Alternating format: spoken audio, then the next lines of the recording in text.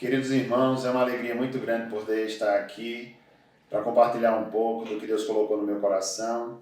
A partir do momento que o pastor Estevão falou comigo para poder trazer essa palavra, uma palavra que eu coloquei diante de Deus e estive em oração, um tempo de jejum, pedindo a Ele que trouxesse o que falar para vocês hoje à tarde. E veio ao meu coração uma situação que é colocada na Bíblia pelo profeta Abacuque. O profeta Abacuque, ele, ao final do seu livro, no último capítulo, é um livro curto, do profeta, ele é considerado um dos profetas menores, ele escreve o seguinte: ainda que a figueira não floresça e não haja frutos nas videiras, ainda que a colheita de azeitonas não dê em nada, e os campos fiquem vazios e improdutivos, ainda que os rebanhos morram nos campos e os currais fiquem vazios, mesmo assim me alegrarei no Senhor, exultarei no Deus da minha salvação. O Senhor soberano é a minha força, Ele torna meus pés firmes como os da corça, para que eu possa andar em lugares altos. Quando eu li esse texto, eu achei bem interessante que é como se o profeta estivesse vivenciando ou vislumbrando que na sua época houvesse uma pandemia do coronavírus. Porque imagine que nessa relação de situações que ele coloca como sendo próximo do caos naquela época, realmente, quando nós olhamos detalhadamente, é como se todos os meios de produção da época fossem afetados. A figueira não florescer significava que talvez não houvesse chuvas, significava que daqui a algum tempo o mantimento poderia realmente ser escasso. Quando ele diz que a colheita de azeitonas não deu em nada, ou seja, plantou, alguém foi lá e preparou aquela terra com muito amor, com muito carinho, com muita perseverança, e parece que isso não resultou em nada. Quando ele olha para os campos e vê que depois de toda aquela situação de plantação, de preparo da terra, de cultivar, de aguardar com paciência a semente, quando ele olha, ele vê que os campos ficaram vazios e improdutivos. E ainda olhando para uma outra forma de produção daquela época, que era a pecuária, ele olha para aqueles rebanhos e vê que os campos, eles estão secos. Não há rebanhos, os currais estavam vazios. E aí, quando olhamos para o nosso tempo, nós podemos ver que há algo que afeta todos os ramos da economia, ou pelo menos a maioria deles. E aí nós pensamos assim, como que esse profeta, o que ele tem para nos dizer, o que ele tem para nos exemplificar de como passar por dias em que, quando olhamos para o horizonte, não percebemos que há esperança.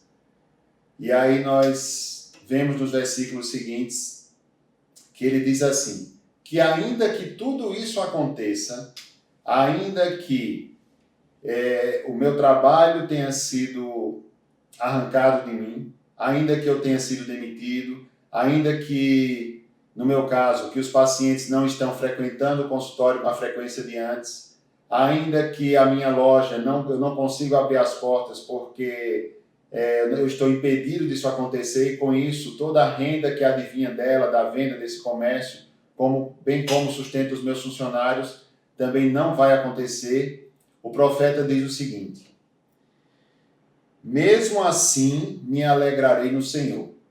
Você tem se alegrado no Senhor mesmo diante dessa situação que estamos vivendo? Eu sei que muitas vezes, eu posso falar por mim, nós olhamos ao nosso redor e diante de tantas notícias que nos trazem apreensão, nós tendemos humanamente a ficar entristecidos. Mas aí nós precisamos olhar para o nosso Deus. O único lugar que nós devemos dirigir o nosso olhar e termos esperança é para cima. Nós precisamos olhar para o Senhor. Nós precisamos lembrar que Ele é o nosso Deus e que para Ele não há miséria, para Ele não há situação de tamanha dificuldade que Ele não possa mudar, porque Ele é o dono de tudo. E aí, esse profeta, o profeta Abacuque, ele diz que ainda assim ele vai se alegrar no Senhor e vai exultar o seu coração no Deus da sua salvação. Então a nossa salvação vem do Senhor. E eu costumo falar que quando nós cremos em Deus, como a Bíblia diz, nós podemos ter segurança. Porque mesmo que um dia nós venhamos, que isso um dia vai acontecer, isso é uma certeza, nós venhamos a partir para a eternidade, nós vamos estar para sempre com o Senhor.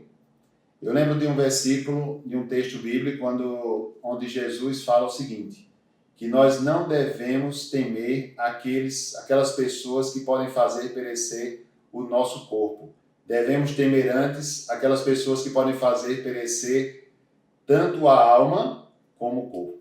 Então a nossa eternidade, ela é bem mais importante do que a nossa vida terrena, que vai se estender aí por cerca de 80 anos. Então o que é esse fragmento de tempo diante da eternidade? Então quando vemos que várias situações, como aqui o profeta coloca, foram realmente colocadas em situação de tamanha dificuldade, ele se lembra do Senhor e diz que o Senhor é soberano em força.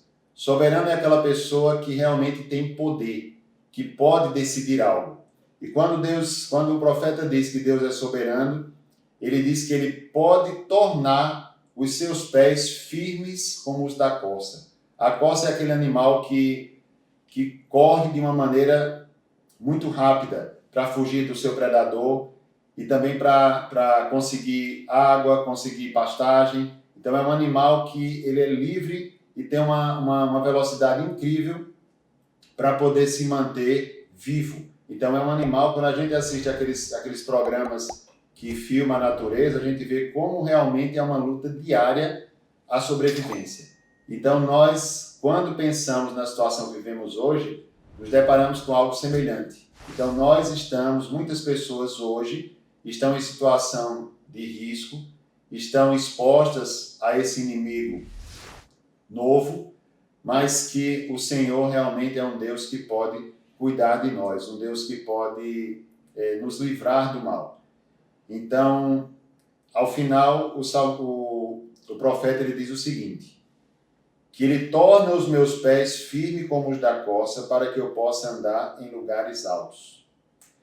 Então, mesmo diante da dificuldade financeira, da dificuldade de saúde, o Senhor permanece sendo o nosso Deus. Ele não muda. A Bíblia diz que no nosso Deus não há mudança nem sombra de variação, porque Ele é um Deus único, poderoso e é o Criador dos céus e da terra. Ainda assim, quando vemos na sua palavra, Ele diz que nós podemos estar firmes, inabaláveis na sua presença. Claro que, diante das circunstâncias que estamos vivendo, isso parece ser uma utopia, mas a nossa segurança pode estar não naquelas coisas que nós pegamos, que nós compramos, que nós temos. Porque nesse momento, inclusive, o ter e o poder não está servindo de muita coisa. Então nós podemos estar juntos em família, nós podemos estar cativando momentos que vão ser inesquecíveis para os nossos filhos, para aqueles que são casados e têm família. E a nossa família, se vocês ainda não perceberam, é o bem mais valioso que nós temos aqui na Terra. Então nós podemos estar cativando esses momentos, em lugar de ficarmos pensando apenas em situações pessimistas, vendo coisas que vão nos trazer desânimo, nós precisamos voltar a olhar para o nosso Deus, que nele nós teremos esperança. Eu gostaria de fazer uma oração, encerrando essa palavra nesse momento. Pai, obrigado, Senhor, pela tua fidelidade, porque o Senhor é um Deus que cura, um Deus que sara, um Deus que não nos deixa desamparados. Eu quero pedir a tua bênção, Senhor, sobre cada uma das pessoas que estão assistindo a esse vídeo. Que o Senhor possa cuidar de cada uma delas. Em nome de Jesus. Amém. Se você deseja colaborar com a obra do Senhor, contribua através de depósito ou transferência para as contas bancárias da Primeira Igreja Batista de João Pessoa. Deus abençoe e proteja a todos.